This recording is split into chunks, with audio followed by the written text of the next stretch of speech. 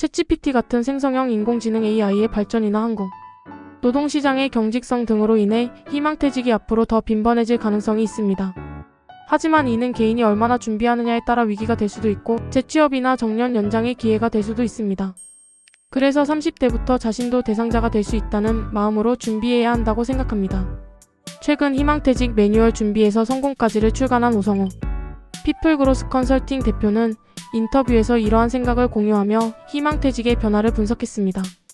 그는 팬데믹 이후 경제가 어려웠던 2021년보다 지난해 희망퇴직이 더 많이 진행됐으며 연말이나 연초에 집중되던 시점이 상반기부터 연중 상시화되고 일부 기업은 연 2회 이상 시행하기도 한다고 설명했습니다. 오 대표는 1993년 LG전자에 입사해 30년 넘게 인사 업무를 담당하며 다양한 구조조정과 조직 개편을 경험했습니다. 1998년 IMF 외환위기, 2006년 생산 중단 사례, 그리고 2023년 센서 사업 철수까지 주요 변화에 깊이 관여한 인사 전문가입니다. 그는 희망퇴직이 단순히 재무 구조 개선을 위한 수단에서 벗어나 새로운 인재 채용을 위한 전략으로 활용되고 있다고 말합니다.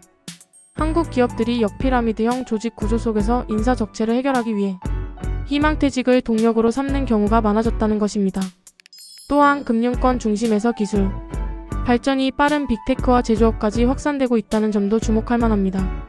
실제로 지난해 LG디스플레이는 생산직과 사무직을 대상으로 각각 희망퇴직을 실시했고 SK온과 NC소프트 같은 기업들도 희망퇴직을 단행했습니다.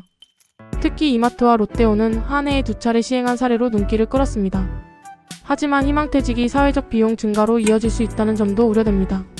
준비 여부에 따라 개인의 선택지가 크게 갈리기 때문인데 대기업과 중소기업 간의 차이, 그리고 연령대별 대응 방식도 다르다는 점이 과제로 지적됩니다.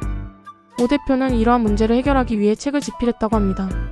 사직서 작성 방법, 퇴직금 계산법, 실업급여 등 사회안전망 활용법, 그리고 퇴직 과정에서 감정을 관리하는 방법까지 실질적인 내용을 담았습니다.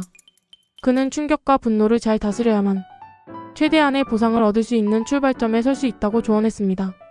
특히 희망퇴직 대상자들이 느끼는 배신감을 언급하며 감정을 줄이고 이성적으로 접근할수록 더 나은 조건에 협상할 수 있다고 강조했습니다. 또한 협상을 통해 계약직 제한을 받거나 재취업 교육 지원을 받는 사례도 있다고 덧붙였습니다. 마지막으로 희망퇴직 준비는 커리어 플랜 세우기부터 시작해야 한다고 조언했습니다. 원하는 시점에 원하는 방식으로 퇴직하려면 30대부터 자신의 경력이 정체기에 있는지 점검하고 경력 전환을 고민해야 한다는 것입니다. MZ세대는 510년 뒤를 목표로 계획을 세우고 중장년층은 전문성을 활용할지 아니면 새로운 분야에 도전할지에 따라 구체적인 실천 방안을 마련해야 한다고 강조했습니다.